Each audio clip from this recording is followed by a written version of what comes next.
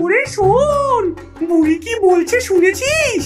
আয় রে তোরা আপন যারা, থাকিস না আর পর। পিঠে আমার মস্ত বড়, পেটটা যেন ঘর। মানে বুড়ি আমাদেরকে পিঠের ভেতরে থাকার জন্য আমন্ত্রণ জানাচ্ছে গো। পিঠে আমার মস্ত বড়, পেটটা যেন ঘর। আয় রে তোরা আপন যারা, থাকিস না আর পর। তাহলে আর দেরি কেন, চলো মন্ত্র পড়ে ছোট হয়ে যাই। অমনি তারা পিঁপড়ের মতো ছোট হয়ে পিঠের ভেতরে ঢুকে পড়ল। আর ছোট্ট পিঠেটা ফুলতে ফুলতে বড় ঘরের মতো হয়ে গেল এবং গড়িয়ে পড়ে রইল উনুনেরই পাশে। কি আরাম বাবা, যেন লেপের তলায় ঢুকেছি। শুধু আরাম করলেই হবে, খিদে মেটাতে হবে না। ওই দেখ, বুড়ি থালায় সাজিয়ে সাজিয়ে দুধ পুলি রাখছে, হাত বাড়া। বুড়ি পিঠে নামিয়ে থালায় রাখতেই পিঠের ভেতর থেকে তিনটে সরু লিকলিকে হাত বেরিয়ে টুপটাপ করে দুধ পুলিগুলো তুলে নিল। কি, আমি তো গুনলাম 10টা, হলো কেন 7টা? মতি কি খেলো? না, মতি তো ঘুমোচ্ছে। হয়তো ইঁদুরেই খেয়েছে। রেগে গিয়ে বুড়ি পিঠে ভাজতে ভাজতে আবারও ছড়া কাটলো। চুরি করে খাস যদি মটকাবো ঘাড়, দাঁত দিয়ে চিবিয়ে খাবো, ভাঙবো পিঠের হাড়।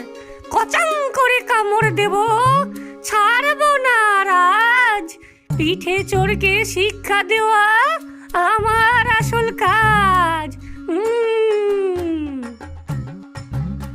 বুড়ি তো এমনি আপন মনে ছড়া কাটে, কিন্তু বুড়ির এই ছড়া শুনে পিঠের ভেতরে ডাইনি এবং তার পরিবার ভয়ে সিঁটিয়ে গেল।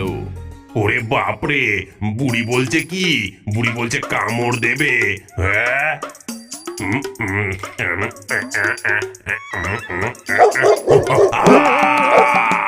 ওরে বাবারে, ওরে বাবারে, এ কি বুড়ি আমাকে কামড়ে দিল গো। বুড়ি আমাকে খেয়ে ফেললো। ওগো, বুড়ি কোনো সাধারণ মানুষ নয় গো। আমরা কি বিপদে পড়লাম গো। বুড়ি নিশ্চয়ই আমার থেকেও কোনো বড় ডাইনি। ও আমাদের খেয়ে ফেলবে গো। এদিকে রাত বেড়েছে, বুড়ির পিঠে বানানোরও ধুম পড়েছে। হঠাৎ বুড়ি দেখলো হাঁড়িতে গুড় শেষ, তার মুখ ভার হয়ে গেল। সে রেগে গিয়ে আবারও ছড়া কাটলো। হায় হায়, গুড় ফুরলো, হাড়ি হলো খালি। পিঠে আমার খারাপ হলো, কারে দেব গালি? পিঠের ভেতর আছিস যারা, শুনে রাখ তোরা। এক্ষুনি চাই নতুন গুড়ের ঠিক 10টি ঘরা। গুড় না দিলে বংশ শুদ্ধ, চিবিয়ে খাবো হাড়। বটি দিয়ে কাটবো, মটকে দেব ঘাড়।